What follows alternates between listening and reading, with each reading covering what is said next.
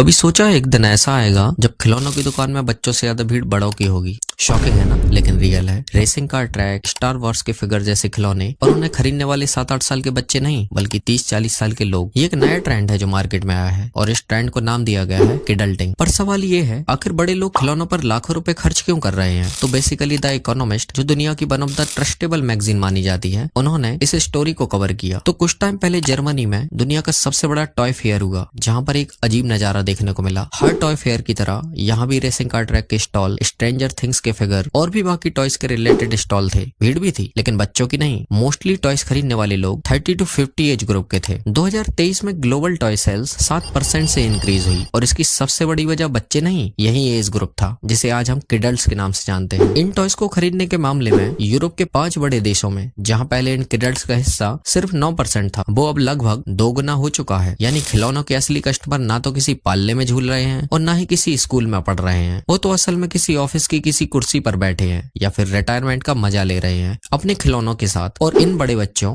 किडल्ट्स के खिलौनों की कीमत सुनकर तो तुम्हारे होश ही उड़ जाएंगे। 90,000 रुपए का star Wars LIGO death star, 11,000 रुपए का स्टार वॉर्स हेलमेट। हाँ, सही सुना, यही कीमत है इन बड़े बच्चों के खिलौनों की। लेकिन सवाल यह है कि आखिर इस एज ग्रुप के लोगों को अचानक से खिलौनों में कहां से इंटरेस्ट आने लगा और आखिर क्यों कंपनियां इन बड़े बच्चों को टारगेट कर रही हैं। और अगर आप सोच रहे हैं ये ट्रेंड सिर्फ फॉरेन कंट्रीज में है, तो ऐसा नहीं है बॉस। भारत में भी ये ट्रेंड बहुत तेजी से बढ़ रहा है। फिक्की और KPM की रिपोर्ट के अकॉर्डिंग भारत का खिलौना बाजार तेजी से अपने पैर फैला रहा है। हैमलीज और टॉयज आर अस जैसे बड़े रिटेलर के इंडियन आउटलेट में इनकी टोटल सेलिंग का 15-20% हिस्सा इस एज ग्रुप के खरीदे गए खिलौनों से आती है। और फेमस टॉयज की बात करें तो सबसे ज्यादा पॉपुलर लेगो के आर्किटेक्चर और मार्वल DC के प्रीमियम फिगर्स हैं। और ये लोग खिलौने खरीदने के लिए किसी स्पेशल मौके का इंतजार नहीं करते, बल्कि ये तो साल भर खिलौने खरीदते हैं, अपने शौक के लिए, कलेक्शन के लिए, अपनी ऑफिस डेस्क पर रखने के लिए या बस खुद को अच्छा महसूस कराने के लिए। और कंपनियां भी इस ट्रेंड से कमाने का मौका नहीं छोड़ रही, इसलिए अब टॉयज कंपनियां बड़े बड़े ब्रांड के साथ मिलकर लिमिटेड एडिशन टॉयज निकाल रहे हैं। मार्केटिंग सिंपल है, जितना कम स्टॉक उतनी ज्यादा कीमत, क्योंकि खरीदने वाले लोग भी तो सैलरी वाले बच्चे हैं। चलो अब आते हैं हमारे मेन सवाल पे, आखिर ऐसा क्यों हो रहा है? तो फिनलैंड की रिसर्चर कटरीना हेलियक्का कहती हैं,